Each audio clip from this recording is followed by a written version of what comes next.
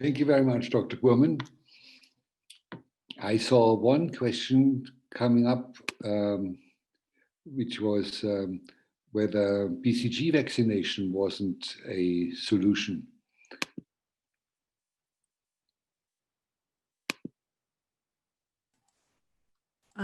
Thank you for the question. We don't have a challenge with BCG vaccination in Kenya because I think we have over 99% children who are vaccinated with TB. The majority of the almost all the children were vaccinated.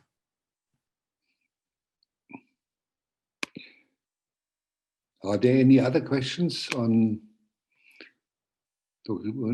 I can only see one specific question was on BCG.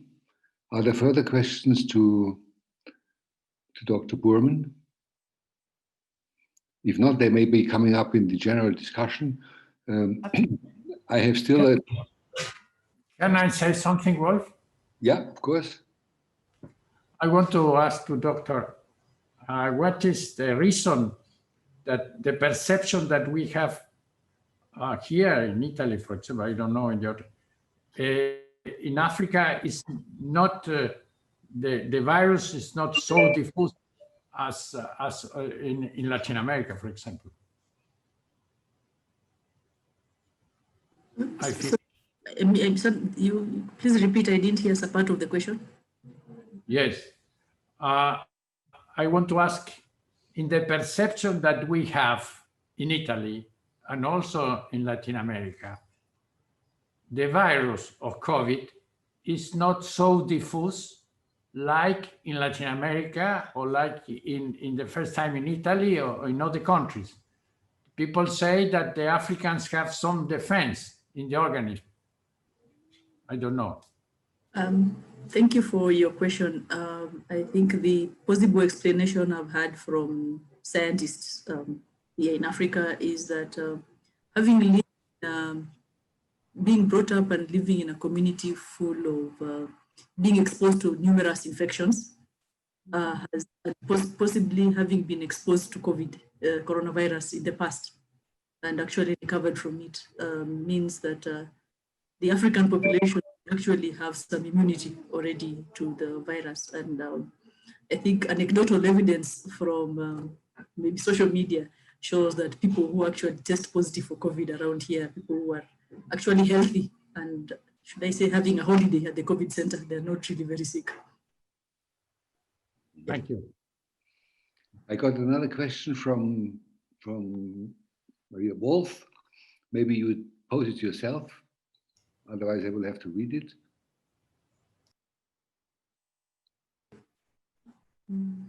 Activate your microphone. Dr. Burmen, I was wondering about the reduction of stigma that you mentioned and whether or not partnerships with educational organizations, for example, we have either visiting nurses or pre-literacy groups that could associate what you're doing with educational goals so that there is a more reward added and a lessening of the stigma when anyone is doing work in some of the medical areas.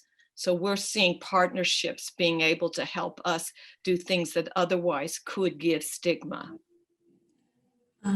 What I noticed is the stigma would not necessarily deter someone from coming to the clinic or visited at home. The challenge was that the TB, in this particular region, specifically the TB HIV co-infection rates at some point were as high as 40%.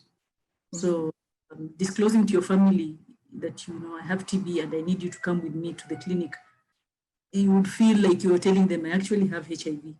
And the fact that, an institution of vehicle not well associated with the HIV program is visiting your home would actually bring the stigma. And we have known of patients or participants who tell you, we will come on our own, don't come to the house. And they're comfortable to come for screening and all that.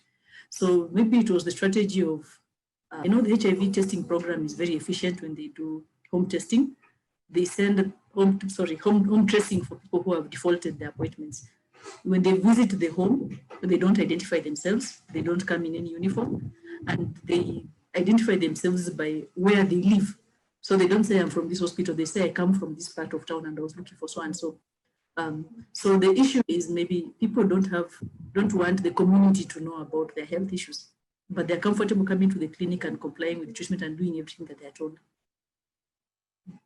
Thank you. Thank you.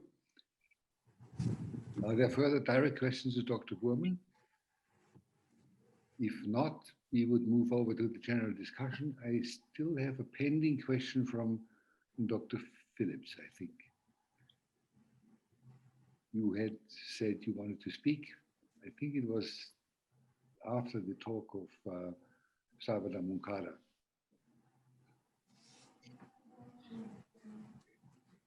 He probably doesn't hear us.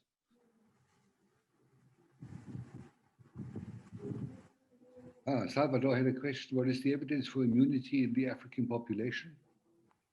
I think you already spoke to that question, but it was, I guess, more specifically addressed right now for COVID. Can I ask the question? Yeah, reformulate it again. The differences between Africa and Latin America are very difficult to explain at this stage. I don't know what is the evidence that Dr. Burmen has for a certain degree of immunity in the African population, because I haven't seen anything like that. I have seen explanations like there's a younger population that this has lived in communities which are closely tied and so on. But that in that way is similar to Latin America. Still, the difference is difficult to explain unless, as you say, there is a certain degree of immunity that already exists because of exposure to another coronavirus, for example. Do you know any of that? I have not read of any specific publication that mentions that, but I think two scientists gave that as suggested reasons for why we have low prevalences in slums in South Africa. I think also in Tanzania, that was also brought up. But not specifically. The patients who have TB, are they more affected by the COVID or not? Or do they have some resistance?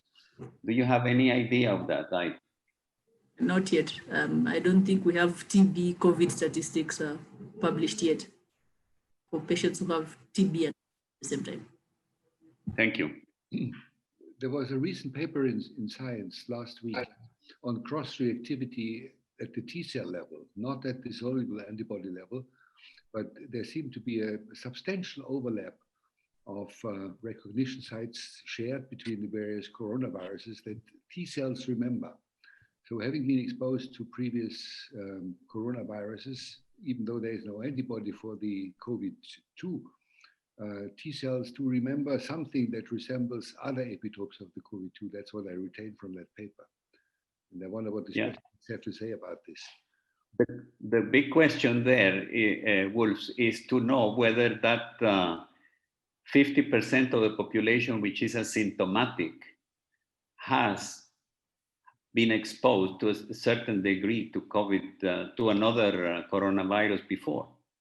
Because that would be very interesting. I mean, the idea of cross-reactivity of T-cell or antibodies has been there from the very beginning. I saw the paper in Science, but does it explain the 50% of people who don't develop symptoms, or at least partially? Yeah. Well, if I remember correctly, this study used a cohort way before coronavirus, COVID-2 conquered the world. So these were blood samples from people 2 years ago and 3 years ago or so. And they already had T-cell reactivity to COVID-2, parts of the epitopes. Yeah.